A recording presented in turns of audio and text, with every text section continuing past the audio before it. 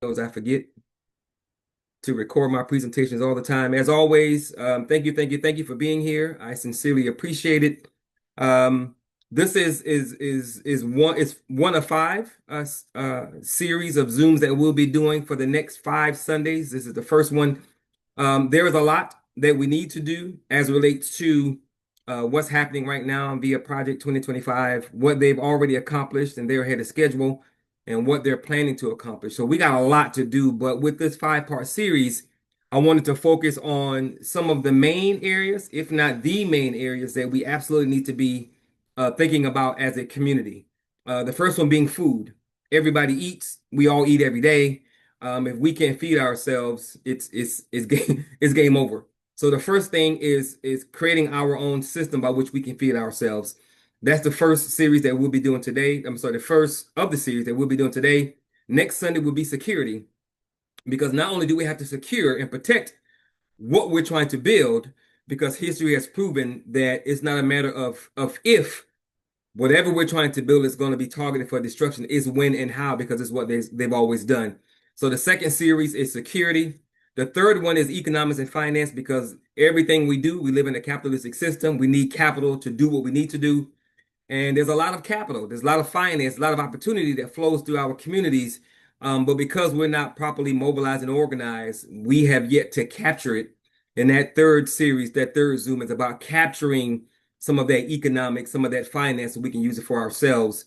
The fourth Zoom in the series is about politics locally, building political power locally. As long as we're paying taxes, as long as we're giving to the system, we need to do what we can to control the local aspects of that system so we can get some of those resources back. We're not going to do what we need to do without support from the municipality of where we live. No group, no matter what they look like, has been able to build wealth without support from the government wherever they live. Unfortunately for us, it's been the reverse. Our government has attacked us and kept us from moving forward.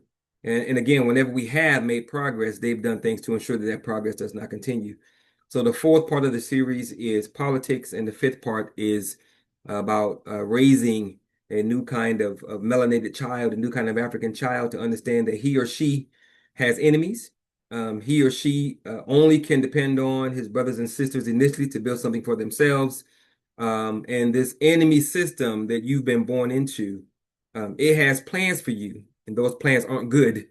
So if you don't want to fall prey to your enemy's plans, you need to be planning for yourself. But of course, to do that, you have to raise the youth to understand certain things from a certain perspective.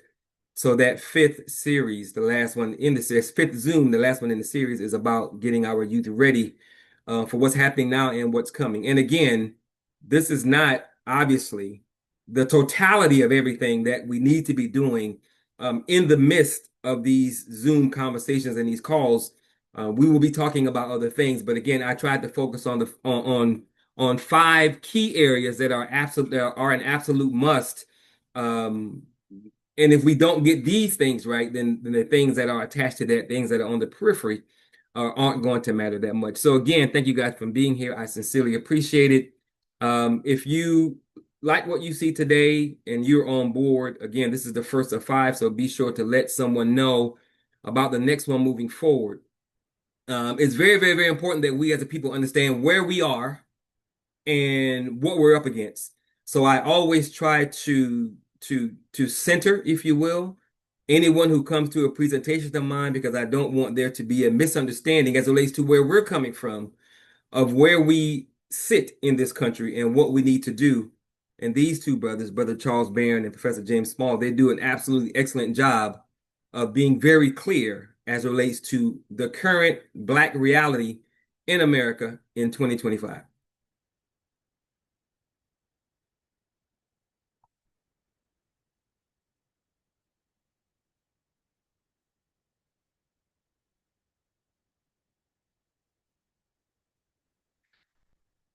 So let me confirm. Can I get two people to confirm that you guys can see and hear my screen? Yes, I can hear you and I can see the screen. Thank you. That's one. Can I get one more, please?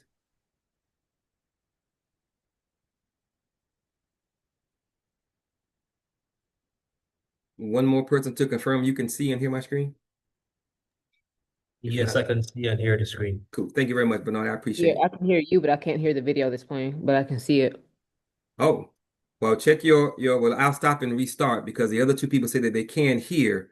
So the problem is probably on your end. Let me try this again. I can hear you, but I can't hear that video. Can you see the video? Uh-huh. Okay. There was a setting that I didn't click, so maybe that was a problem. So let me start back over. All right. What the hell that is? Okay.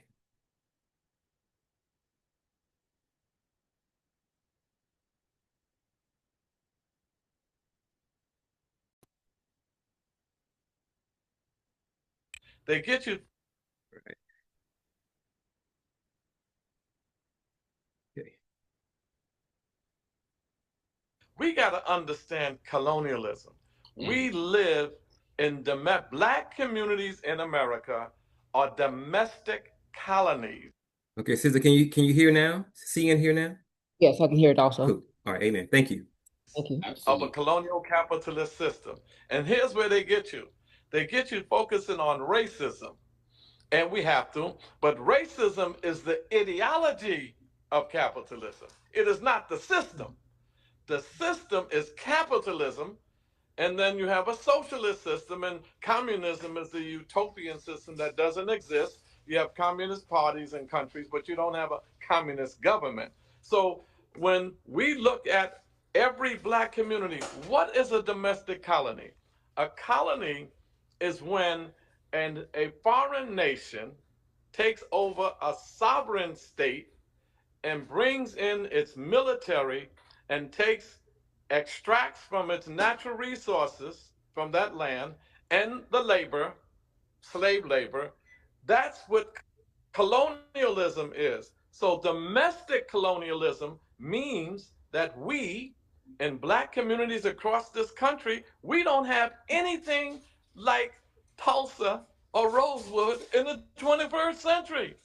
There's no black community where we're in control of the land, the resources, the means of production, all of the social, cultural institutions like they had in Rosewood in the 1920s.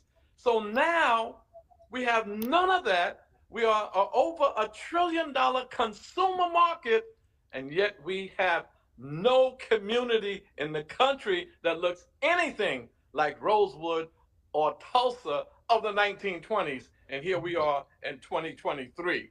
So let me put a slick definition on it, Charles, Brother Barron. You know, somebody asked Malcolm X, said, Brother Minister Malcolm X, what do you mean by black nationalism? And to just capitalize what you said, he said, you must control the land, labor, and resources, the economic, politics, and culture where you live. We control none of that. Absolutely. Where we live. And that just capsulizes it. And right. and when we think of it, here we're expected to spend $2 trillion this year in consumer dollars. Uh-huh.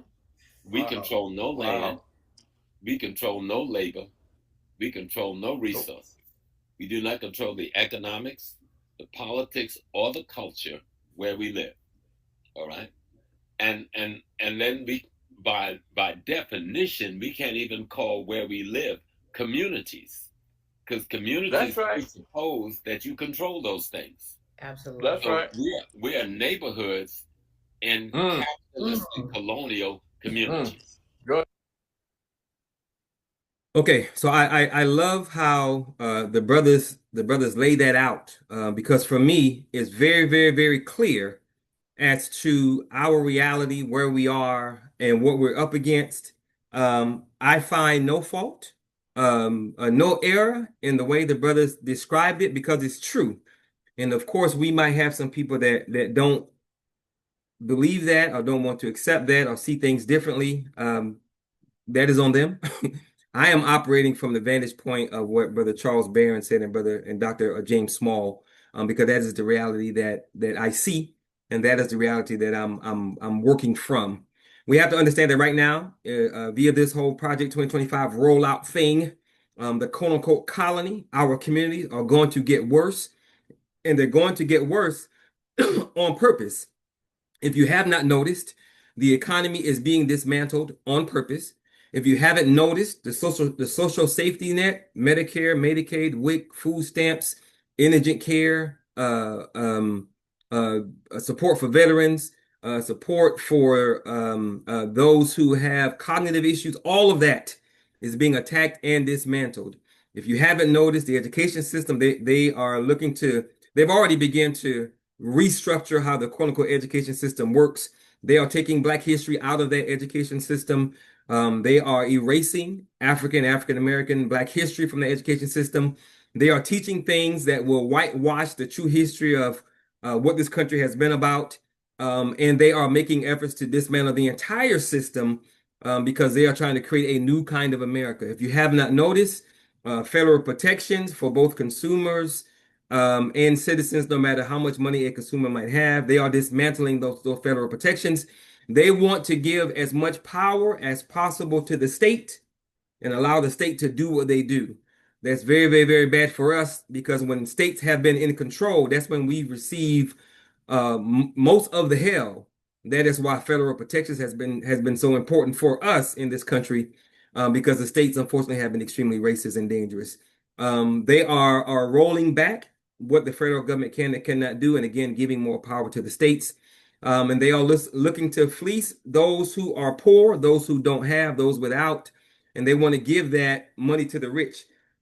This whole government shutdown, this whole attack on WIC and SNAP benefits, all of this is to give people who don't need more money via tax cuts.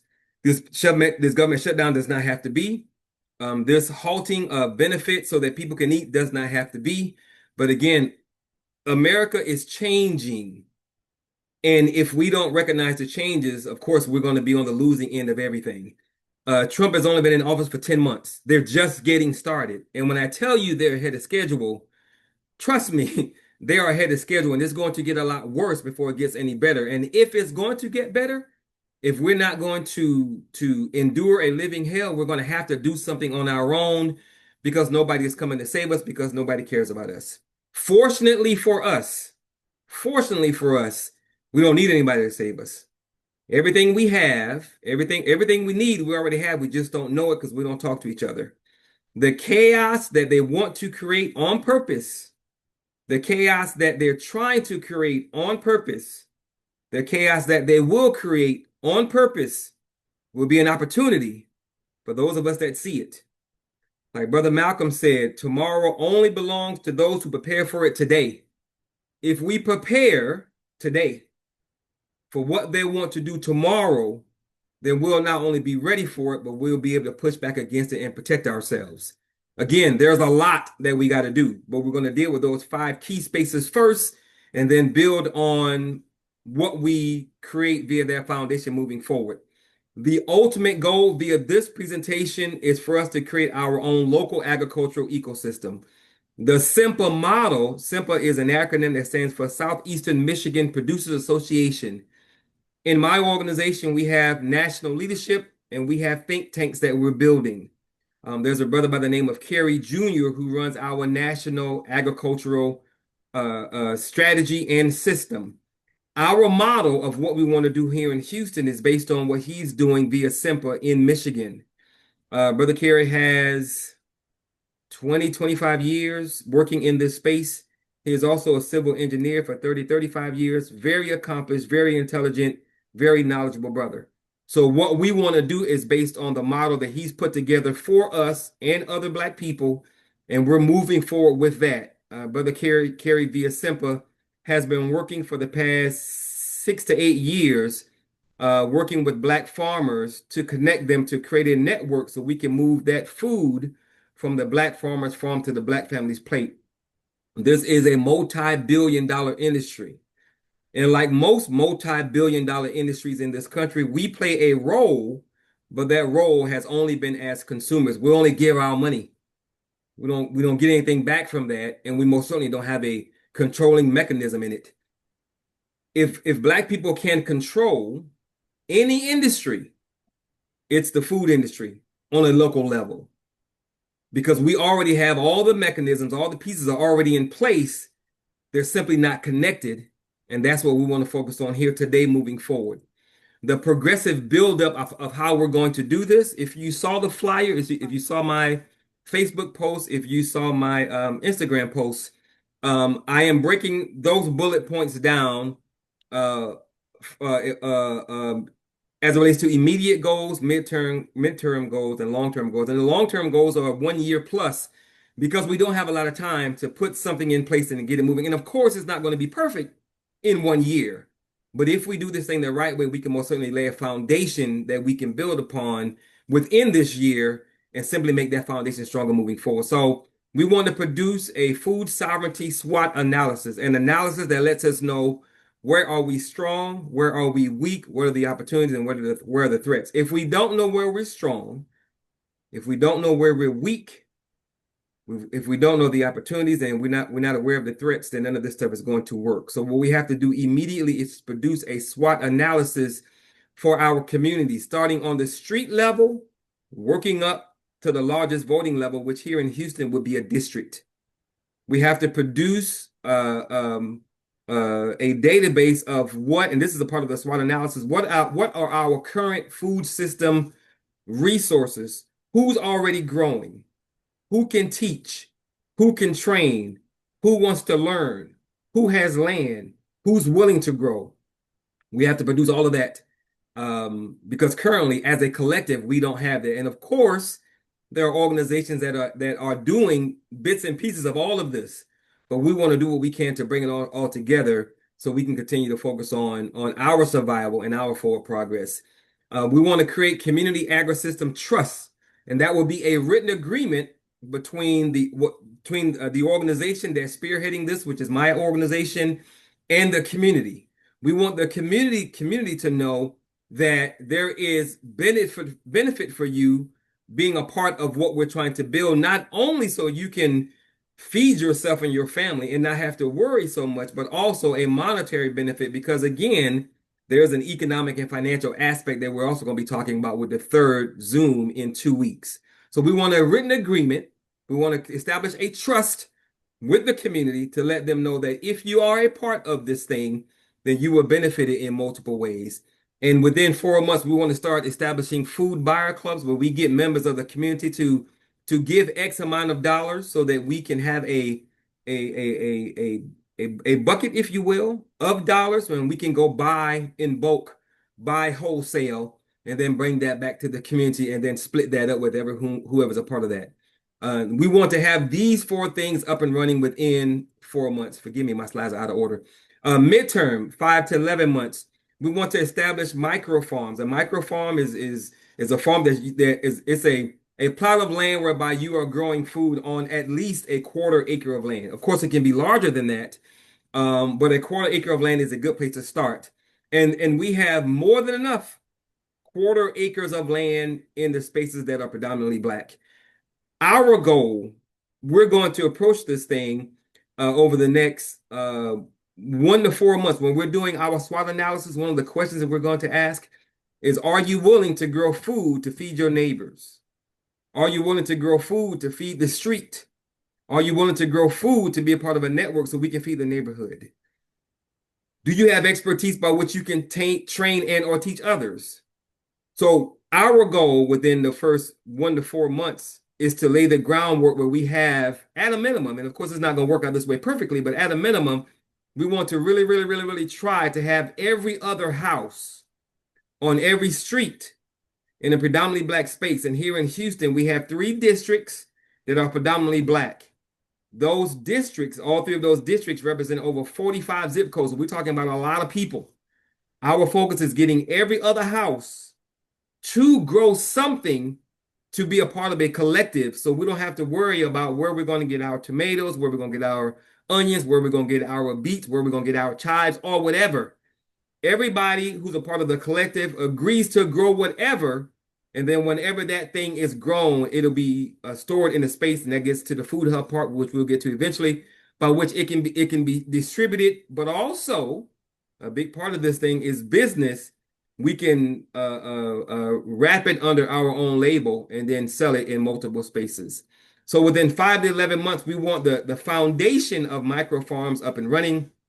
We want our people who already have an understanding of agriculture from an economic perspective to start training and teaching our people across the board. Anybody who's willing to be a part of what we're trying to do to save our communities and save our people will have an opportunity to learn. And we're not just talking about growing food on a small scale. The growing of food is a multi-billion, if not a multi-trillion-dollar industry. We have contributions in the hundreds of millions that we make to that industry, but we don't control any of it.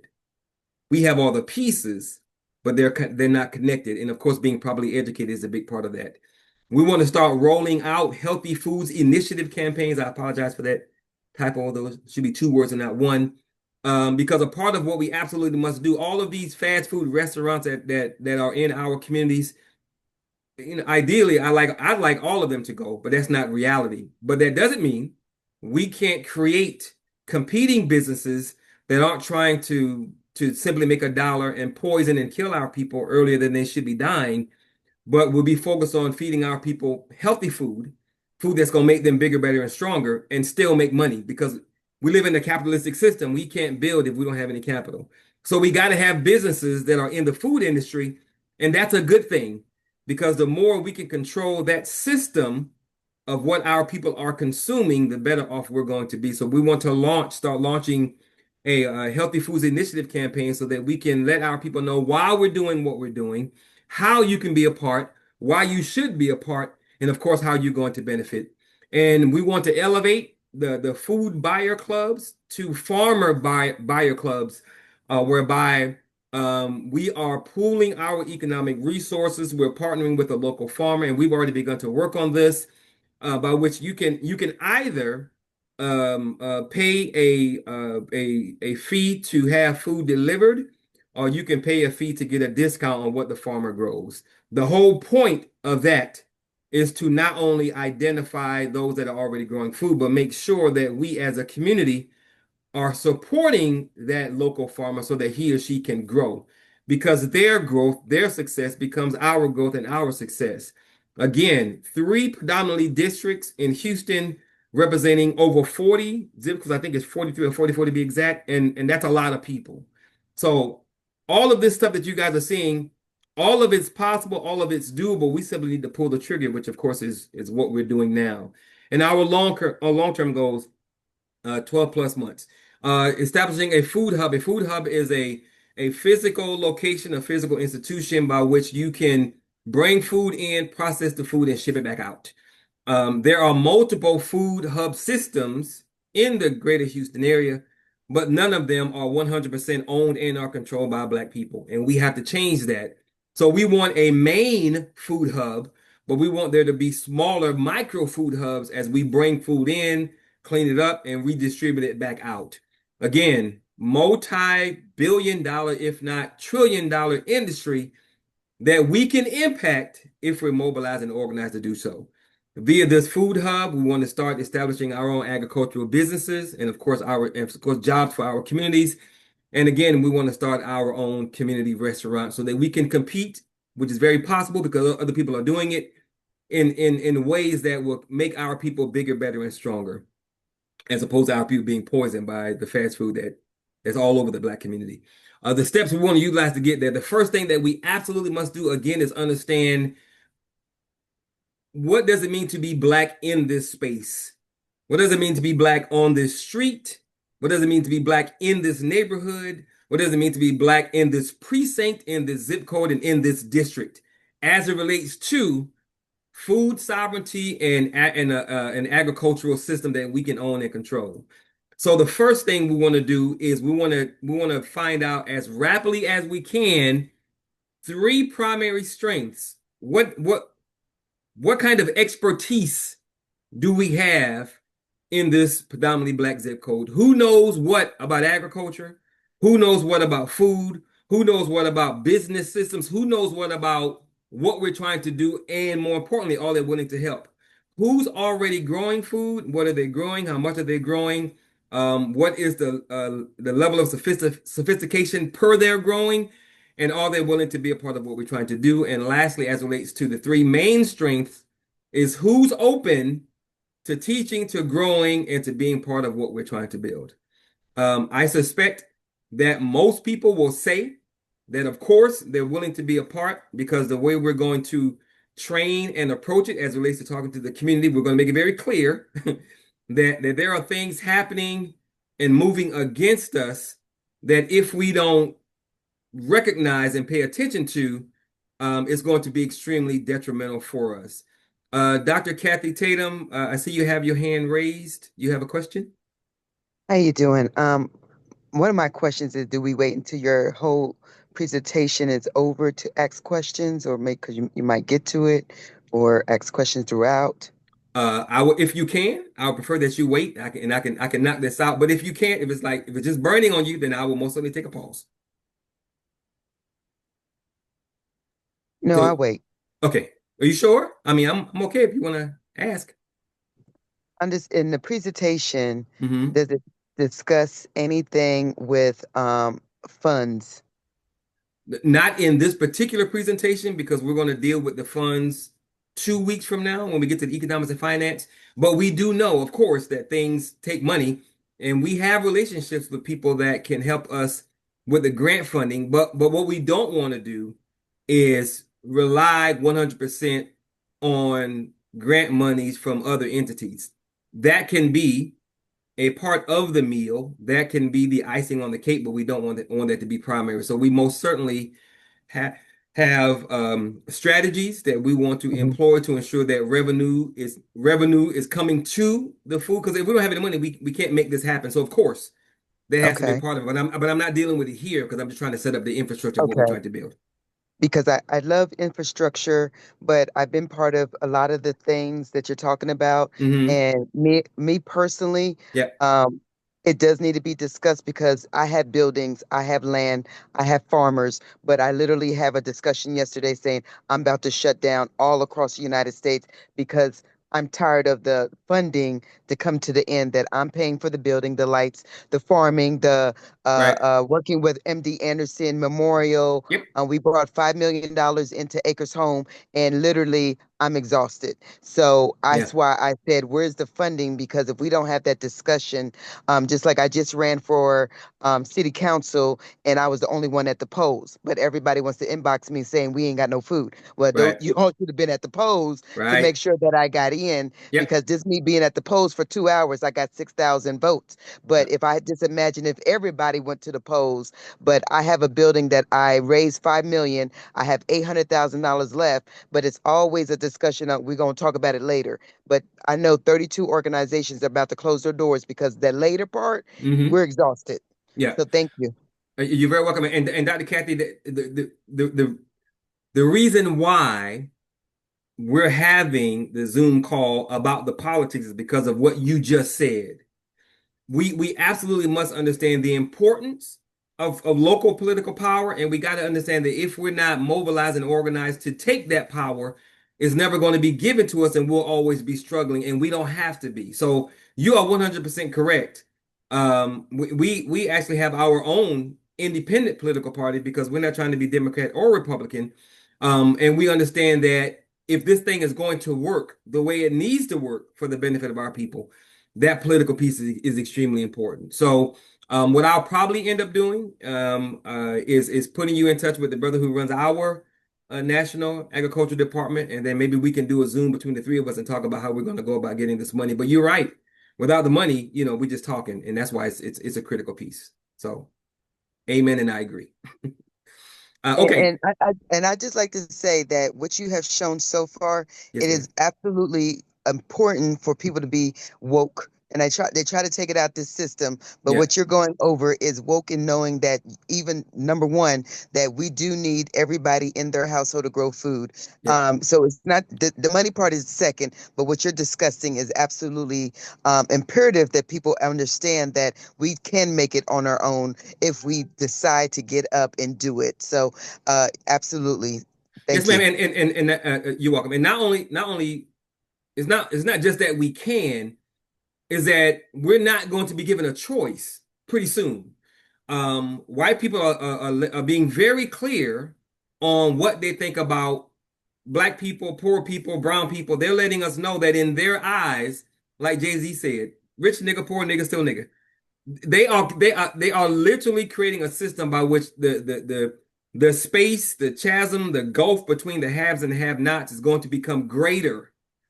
And they are doing everything that they need to do to take care of their side of the gulf, of the space between the two. But what are we doing on our side? And everything that I do goes back to grassroots organization and mobilization, because we have to get as many people in the community, which means we got to take time to talk to them and let them understand what's what and the importance of being a part of something like this, which of course isn't just about food, but that food is a critical piece. So everything that we do has to have a outreach component that involves taking time to talk to people. And as a matter of fact, that ties into the political. I don't care where you go in this country. I don't care what the election is about. Wherever you go in this country, if there's an election, you have 65, 70, 75, 85 plus percent of the people who can vote don't vote because they don't believe in the system, because they've never seen the system work for them. And there's a lot of ignorance within that. We have to change that. And again, that's a huge opportunity if you're willing to go talk to those people. So anyway, we're going to get to all that. Thank you for sharing, Dr. Kathy. I appreciate it. Let me zoom through this thing because I don't want people get mad at me. So weaknesses, there will be several, but we want to focus on the first three. Mobilization. How can we better mobilize the people who look like us to get them on the same page? As Dr. Kathy just said, help them be woke and then help them act on that wokeness. Once we get them mobilized, how do we organize them to be a part of a local food system by which they're going to benefit? And then what kind of infrastructure can we build? Currently, we're not mobilized, we're not organized, and we don't have the kind of infrastructure that we need to move ourselves forward. Or if Dr. Kathy is saying she has the infrastructure, we need to make sure that we better understand what that infrastructure is so that we can help her be bigger, better, and stronger, which in turn will, of course, help us. And that's the whole point of the SWOT analysis that we have to do across the board. If you've seen any of my flyers for this particular series, all of them, the first bullet in all of them is a SWOT analysis for that particular area, because we have to understand where are we strong, where are we weak, what are the opportunities, and what are the threats. So the three main opportunities that we have is creating our own local food system, which is hundreds of millions, if not billions of dollars that we can own and control. We have the opportunity to create our own businesses related to that local food system and that local agricultural system, and that those businesses can do quite well. Every business that currently exists in predominantly Black spaces is making money, and they've been there for years. There's no reason why we can't do the same thing. And these people really have to go because they're economic and financial predators, because they just take the money out, and very few, if any, give back. I won't say if any. That's probably a very small percentage. And of course, we can create jobs for not only ourselves, but of course, our youth as well. And this is not a nice thing to do. This is an absolute must do. The threats, the mindset of people who look like us who don't understand what we're doing. That's a threat, because they will either not be involved, negatively talk about us to keep other people being involved, or they will actively seek to destroy, be it via their own volition or being hired by other people.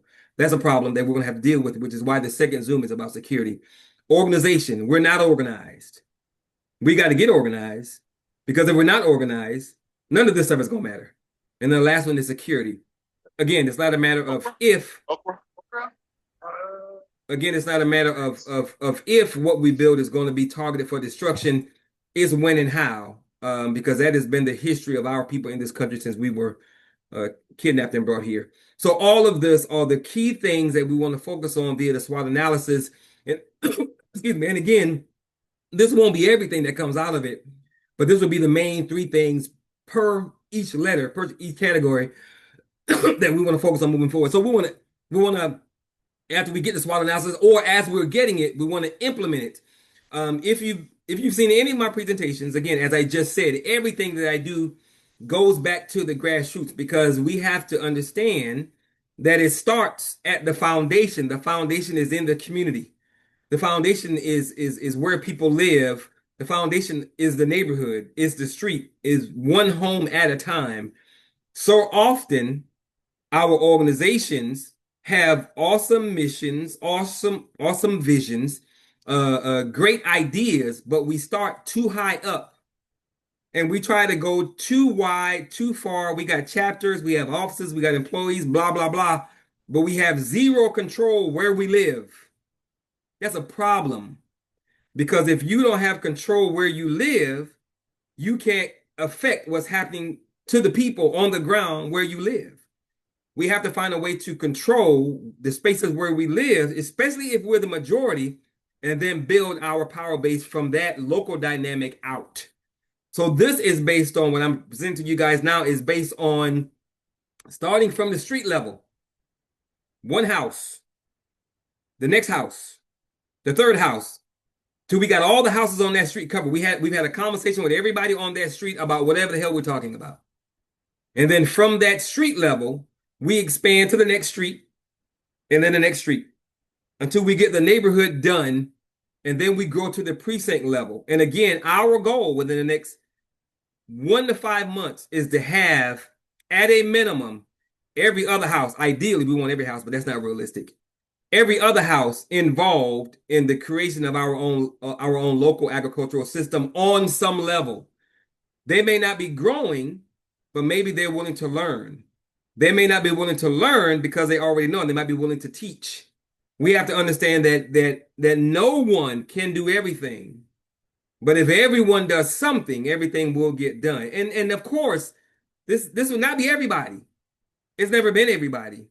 And that's okay, because we don't need everybody. And we don't even want everybody, because everybody might not be the right persons. All we need is a critical mass. All we need is a core group. And that core group isn't a lot of people, because most of our people are followers anyway.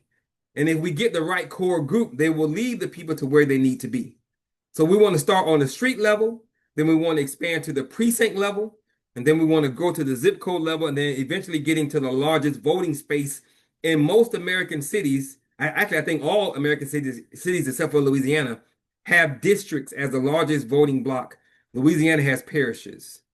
If we approach our organization, no matter what we do, and if you attend the other Zooms, if you've ever seen any of my presentations before, if you see my presentation in the future, there's always going to be some aspect of this slide in that presentation. Why? Because this is where we miss the mark.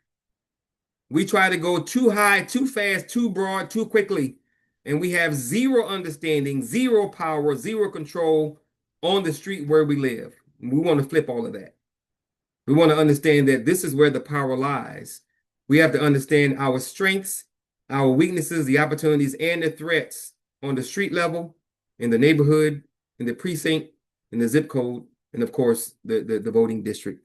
We mobilize and organize our people to implement power locally, and then we run those local spaces like small countries. Most people don't know that District D here in Houston is larger by population, and in some cases, as it relates to land mass, District D is larger than over 100 municipalities in this country. 100. If we can properly mobilize and organize and control District D on a political level, which is predominantly Black, which is why it's one of our focus districts, if we can mobilize and organize and run District D like a small country, then we can understand what it means to run a city and then branch out from there. We have our own political party for a reason. And that primary reason is that we understand that if, like Dr. Kathy just said, it is unfortunate, borderline sinful, to have a righteous Black person with the right mind, the right heart, and the willingness to do, who's open to running for office, and we not support that person. That is a very, very, very serious problem that we have to change. A lot of our people, like most people, don't understand the importance of local politics, and we have to flip that, because that's been one of the things that's been killing us for so long. We have to understand that we won't be able to move this Black needle too far if we don't have understanding of the levers that affect our day-to-day lives, but more importantly, if we don't either have control or leverage. And we can't do that if we're not willing to mobilize and organize on that level. We have to understand that Time is not on our side. These people are ahead of schedule as relates to what they're trying to do via Project 2025. And what's coming after that, it is called the Rock Bridge Network. Rock Bridge Network. And it is being called Project 2025 on steroids. They've already begun to mobilize and organize because unlike us, they are organized. They have an agenda, they have money, they have infrastructure, and they're moving. Donald Trump has made it okay for them to no longer hide their racism. You have elected officials saying America is for white people, period. So if they're saying that publicly, and we see what Project 2025 is about, if you didn't believe it last year, if you thought it was a Democrat hoax, you thought they couldn't do that, you thought it was illegal, you thought they were lying, whatever, it's here. We're in it. It's happening. We have to take it upon ourselves to do what we need to do to ensure that we not just survive, but we survive and we thrive in style.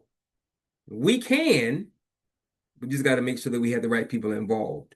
So at the end of the day, we have to make sure that we are organizing ourselves on the most basic of levels, which is where we live in our communities. And we have to invest in that organization. We have to invest in ourselves. We have to build something that has power, something that matters. And then whatever comes out of that building, whatever profits, be they monetary, be they spiritual, be they physical, whatever comes out of that investing in that building, we have to reinvest that because we are behind enemy lines. We have enemies that are hell bent on ensuring we are a permanent underclass. We are born into a war that we didn't start. We're surrounded on every side. Most of our people don't even know that we're in a war, and we're hundreds of years behind on building something for ourselves to protect ourselves, protect our loved ones, our children, our family, our neighbors from the enemies that are really kicking our behind in this war. I think black people and black Christian nationalism says we have to approach the whole problem in terms of power. Black people have to begin to build institutions. Every institution that exists belongs to white people, was built by white people, and serves the interests of white people. And for black organizational leaders to be sitting there talking as though they have power, as though they represent something. We want to represent everybody, we want to bring everybody together, we want to build a beautiful America. We don't want to build no kind of beautiful America. We want power for black people, and we want to fight for it. It's demands confrontation and the willingness to do anything necessary to get power. And we got to take it away from white people. White people are not going to give black people anything. Politically, economically, or any other way, black man is no longer necessary in America. And the white man is hell-bent on genocide. So we have to understand we've got to build institutional power to deal with the white man who is society to destroy. I think that is that was a debate that happened a number of years ago, and the brother that was speaking is the founder of the Shrines of the Black Madonna. When anyone other than not Brother LeVar Watson, because he may already know, but would anybody like to guess how old that video is? What year it came out? Would anybody like to guess? Nobody? That video came out in 1972. 1972. Reverend Albert B. Clegg was telling other black leaders, and every major black organization in America was a part of that discussion, that conversation. The Honorable Elijah Muhammad called in and said his thing, and Reverend Clegg shut him down. Absolutely phenomenal. It's phenomenal debate. It's on YouTube. You should go watch it, and if you can't find it, let me know and I'll send it to you. Everything he said is true, just like Brother Barron, who's also a member of the Shrine, and Dr. James Smalls. We're still in a position by which we have no power. And we have no power because we're not mobilized and we're not organized. We don't control enough institutions to teach our own stuff, to implement our own systems, to develop our own strategies, and then roll that out accordingly. I've been marketing this call for, I don't know, 3.5, 4 weeks. And there's 6 of us on here. My goal was 25. I fell short. Fortunately, there were a few people who were going to be here that told me they couldn't make it. So that would have boosted the numbers, but we should have had much more than 6 people. And I should blow that goal of 25 out of the water. However, I've been doing this for a minute. I've been Black for 55 years. I understand what I'm up against. I understand the mentality of my people. I get it. And that is why I say it'll never be everybody. We're not looking for everybody. We're looking for a critical mass. If we can get one person on every street to be involved in some way, we'll change the trajectory of Black people in this city. And by doing so, we'll branch out to other cities in this state, and then we'll go from there, which is a part of our strategy. One person, one street, and then we go from there. So, And can I say that I seen your flyer? 3 different people sent me your flyer on good. Instagram, on LinkedIn, and on Facebook. On What I LinkedIn, really? Wow, I'm Yeah. not even on LinkedIn. So I would say that they're not even on this call, so they might already know what you guys are doing. Mhm. But I will say that I appreciate them sending it to me because it's wonderful information. But Yeah. I would think they would text and say, I'm not going to be on the call. I know about this program. You would be interested in it. But to look down and see that they're not even on the call, Yeah. I'm a little confused a little bit because I'm like, just tell me that you already know, you already in part of the collective, or this is something you want. But if you're not going to say that you're also part of it, but you sent me a flyer, I'm just saying I'm a little like looking down going, dag, they're not even Yeah. on the call. Yeah, and I 3 different guarantee you, Dr. Kathy, they don't know about everything that's in the presentation because everything that I just shared with you guys, I hadn't shared with a lot of people. So I Okay. guarantee you they don't know. And But again, that's a part of the problem. yeah, I'm saying they saw what I do in the community and said, you know what, she will love this because I do a lot of gardens and all this other stuff. Right. But to not say that you're part of it or something, if I didn't know better, I'd probably be like, say I wasn't interested, which I am. Yeah. I might just log back off and be like, wow, my people ain't even on there just because they didn't say anything. So again, like I'm going to text them back going, you weren't on the call because even while you were talking, I text on Facebook in the comment and going, none of y'all are on the call. Yep. So And see, Dr. Kat, a lot of our people, again, we don't get it. And I am not trying to put myself in Queen Mother Harriet Tubman's shoes. But if she couldn't get Black people during slavery to understand this is a bad situation, let's go, then I understand my people can go to Walmart, they can go to Chick-fil-A, that we don't understand what's happening because we don't pay attention. We don't understand what these people are doing because we're being distracted by a whole bunch of other stuff. And we're going to wake up one day and have a bunch of things that we had the previous day just gone because we're not paying attention. And I guarantee you, Dr. Kathy, I guarantee you, every one of those persons that sent you that flyer, I guarantee you they eat every single day. okay. Yeah. Yeah. I received that. I Yeah. received that because we talk about gentrification, but how long was that lot empty next to your house that it was 10,000, right. but now it's 400,000 and you don't do anything? That's right. I don't go to a lot of award ceremonies and everything because it hurts my feelings that I'm gonna say the white man, Mhm. when they are doing stuff in Houston and they're doing a fundraiser, they have a relationship with that hotel that they're not coming out of pocket. They Yep. understand the structure of the taxes, but when we have an event, we got to pay for that hotel, pay for the food, and pay for everything, Yep. and we're in the hole. So it's not the same, and that's what I tell people. Another young lady named Jennifer, now she's in District D. She started over here in District B doing gardens and everything. She has made over $12 million in 3 years. And she lives a worse neighborhood than Viter. And everybody goes, well, if we team up with her, then we're going to get some money. No, she uses our Black faces. Y'all go ahead and do a press conference. She gets the money and then she's out. So I can't teach that more than to say, when do we stand up and say, wait a minute? Yep. That's not correct. So I appreciate you. Thank you. Yeah, Sorry for yeah. interrupting. It's I just okay. It's feel okay. passionate. And we have to understand, Dr. Kathy, of course, white people deserve blame. Of course, that's a given. However, we got to remember that everything that's happened to us, white people may have been the parent element, if you will, but there was a Black hand. There's always a Black hand, a melanated hand, not Black, a melanated hand that opens the door and makes it possible. We have to understand that some of those weaknesses and some of those threats are going to come from people who look like us in that they have melanin. but they don't think like us, which means, as far as we're concerned, they're not black. They're melanated, and it's a completely different group. We're over here. We're like Chris Rock. We love black people. We hate niggas. Two different groups, and we got to understand the difference so that we don't get caught up and waste a whole bunch of time. Other than Dr. Kathy, I know she's in Houston by the name of her organization. If that Sister Yolanda, is that Yolanda from Thursday Morning Breakfast, or is that a different Yolanda?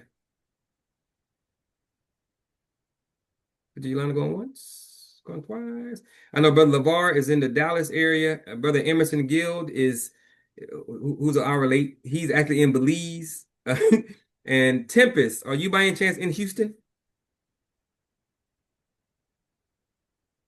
Tempest going once? No different. Okay. Yolanda, are you in Houston?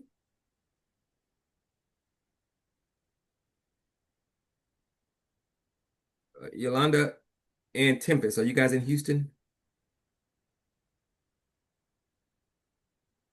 Okay. I'm I'm going to assume you're not. All right. So, if you want to know more about what we're doing, if you want to be a part, especially if you're in Houston, I am most certainly going to connect with Dr. Kathy. So, Dr. Kathy, make sure you put, and this is for everybody, other than thank you, Dr. Kathy. I just ask for your contact information. Other than Brother Emerson and Brother LeVar, whose contact info I already have, please put your contact information in the chat so that I can make sure I reach out to you. And in closing, I want to just wrap up a few things. If anybody has, if any question pops in your head while I'm wrapping this up, feel free to ask. I just want to remind everybody about the Zoom calls we have coming up. Remind you about what we're trying to do and the importance of it. Again, unfortunately, we started talking about Project 2025 last February, and I had at least 15 to 20 events online and offline about Project 2025. Trying to let our people know that these people were not playing games. This 900-page document was real.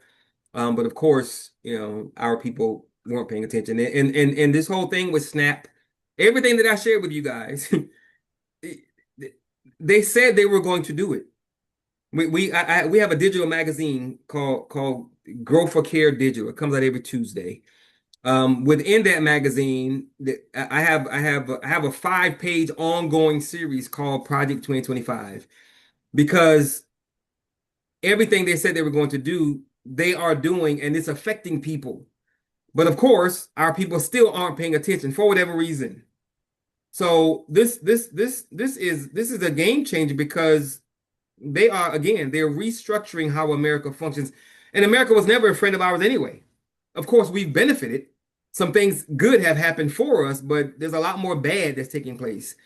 And the bad that's taking place is going to get worse. And the good that we've been able to benefit from, they're cutting that out. So America is going to look like a third world country in a lot of places, but that's happening on purpose.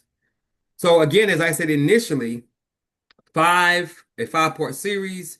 Today was the first one dealing with agriculture, and I am going to continue to branch out and build upon what we do here, because again, all of this starts with getting people in the community to talk to the community, so we can better educate the community so that they will know what's what. This Sunday, we did agriculture. Next Sunday is security. The third Sunday will be the economic system. We can talk about this money. Dr. Kathy said we got to have money. Amen. She's correct. The fourth one is building our own local political machine, so we can get our own people that look like us, that care about us, to serve us as, we don't like to say politicians, as political advocates in office. And the third one will be developing a new kind of African child, Black child, that understands what it means to be Black in America. We are launching our Saturday school November 29th. That's a part of our youth program. We're going for the first session is going to be 3 weeks, because we're gonna run 4 weeks, because we're gonna run into Christmas, and then we'll take Christmas and New Year. We'll take like a 2 weeks off, and then we'll get back to it. The program is going to run 4 to 6 weeks, take 2 weeks off, and then get back to it, because there's so much that we need to do. This youth program is a part of what I said earlier, and will be a part of what I'm going to talk about on that fifth Zoom 4 weeks from now. We absolutely must understand that a lot of our children not only are struggling to read. I learned a few months ago that we're graduating young Black men who can barely read, if at all, as a problem for a lot of reasons. So we have to put ourselves in a position by which we can not only prepare our children to lead from a position of power, but we have to help our kids learn how to read. And that's why we're having this next flyer is about looking for volunteers who want to learn how to teach a direct learning system so that we can help our kids learn how to read. I can't remember where I saw this or where I heard this, but it's been stated that if a child is struggling to read by the third, or before he or she goes into the fourth grade, in the third grade, if they're struggling to read as they get ready for fourth grade, the chances of them going to prison is like 65, 70%, some crazy number. All of that, like everything else that we deal with, can be affected, can be changed, but it's only going to happen if we affect it, if we change it, because again, no one else cares to do so. And then the last thing I want to share, I don't want to try and find the flyer, and I'm sorry I don't have it available, but we have a Zoom call, the second, third, and fourth Monday of every month called Emotional Emancipation Circle. That call is designed for us to build community, build a group, build a team, build a tribe. And to do that, we have to understand certain things that have been done to us. What we say on the call is that we have to defy the lie and embrace the truth. Defy the lie that we are inferior, that we're less than, that we've never done, we've never accomplished, that we can't do, that we can't accomplish. They've been lying about Black people, melanated African descendants for a very long time about who we are and what we are. And more important than the lie they've been telling is that we've embraced the lie. We believe, a lot of our people, that we are less than, that we are inferior, that we can't produce, that we've never done, that we don't have history. If there's no white person involved, it's not going to go anywhere. If there's none but Black people, I don't want to be involved in it because it's going to be a bunch of niggas, because we all think that Black people can't do anything. A lot of us think that way. So the EEC, the Emotional Emancipation Circle that we have the second, third, and fourth Monday of every month is designed to help us push back against all of that, to discuss all of that, to build a group, a team. Because if we don't get through the psychological damage that's been forced upon us, then these Zoom calls, these type Zoom calls, will never go anywhere. I venture to say that Dr. Kathy probably wouldn't have had some of the issues she has had in trying to help the community if the community better understood what has been done to the community, and how what's been done has affected us and how we think about ourselves. Because how you think about yourself is how you treat yourself and how you treat people that look like you. So it's a big deal. If you were to look at everything that we've been through since we've been here, from slavery to now, and you were to add up, matter of fact, I'll just share it, and you were to add up all that stuff that we've been through since we've been here, it would be over 2,000 years of stuff. And of course, not only have we not received a proper apology for any of it, but we haven't received therapy one for any of it. So how are we supposed to build something for ourselves if we've been psychologically damaged on purpose? I'm sharing my screen now, and after this, I'm going to wrap this thing up.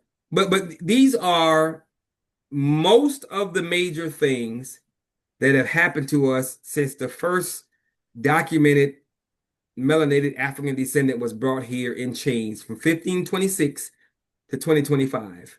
499 actual, 2,000 consecutive, back to back, and over 2,600 cumulative, if you would have added all up, of assault, terror, and destruction on our melanin, our physical melanin, our mental melanin, our spiritual melanin, our psychological melanin. Our melanin has been attacked on purpose. We are, as a collective, we are a damaged lot. But that damage is on purpose. Fortunately for us, there's a lot of us, obviously, that are still operating at a very high level. We have to find those persons who are operating at a very high level and find those who are willing to give back, because not all of them will be willing to, and then put them in a space, like the Dr. Kathy's, so that we can not only help them do what they're already doing, but we can benefit from that because we're working together as a collective. We're not trying to compete against anybody's black wheel that's already rolling, or even that's in its development stages. We want to help that wheel be the best wheel it can be, because if it is a strong black wheel that's rolling, we all benefit from that.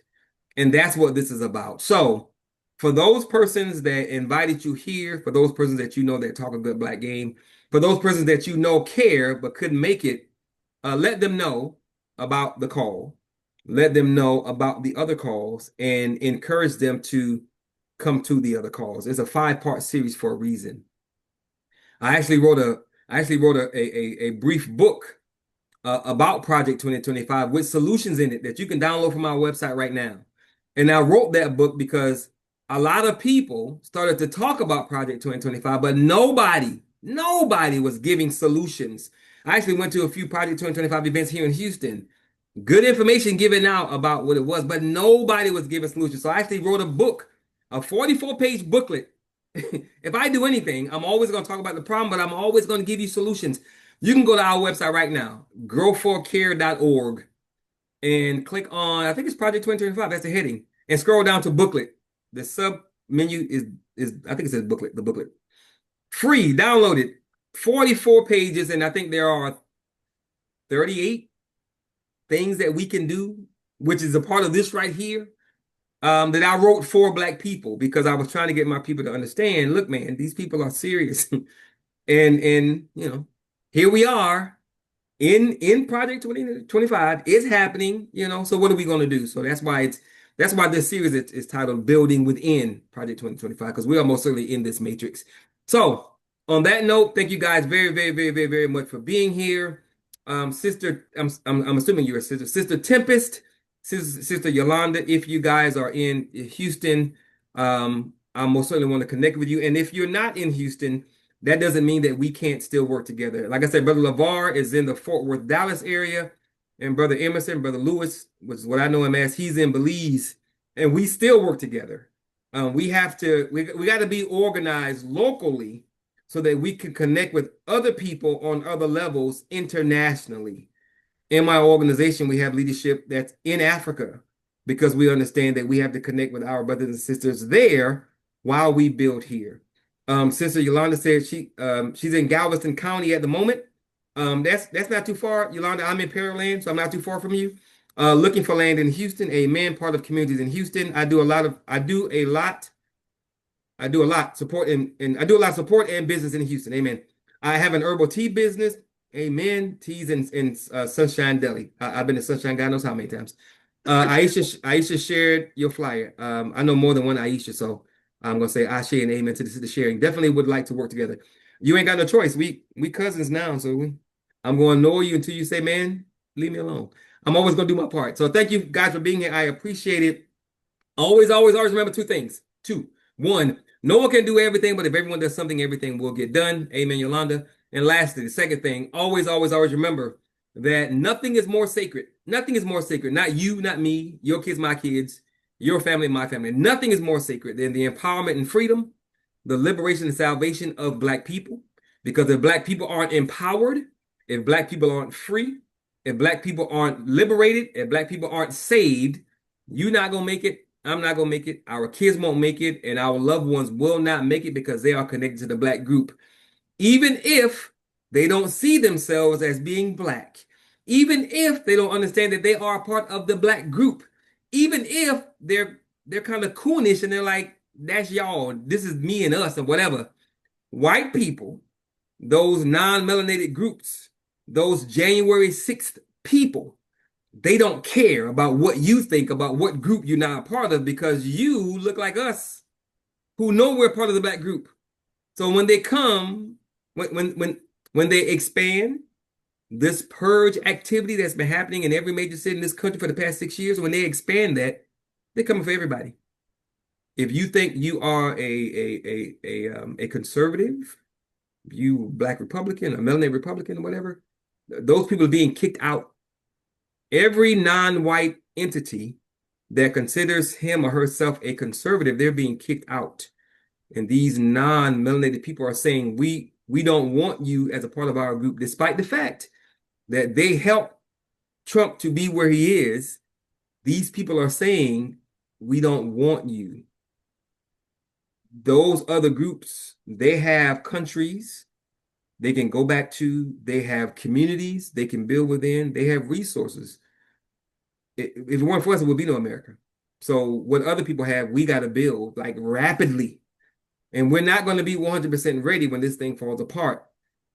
But in the 1 to 2 years, maybe three that we have left, we can most certainly put some things in place. But it's only going to happen if we do the work, because nobody else is going to do it. So again, thank you guys for being here. I hope to see all of you guys next Sunday.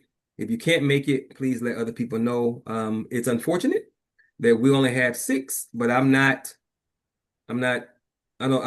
focus on the number so much, because I understand, like Castro said, I took Cuba with 18. If I could do it again, I would do it with 8. And we all know about that brother named Jesus of Nazareth, or Yeshua, who only had 12. And we're still talking about those 12. So it's not about the number. It's not about the quantity. It's about the quality of the people. And again, we want 1 person per street.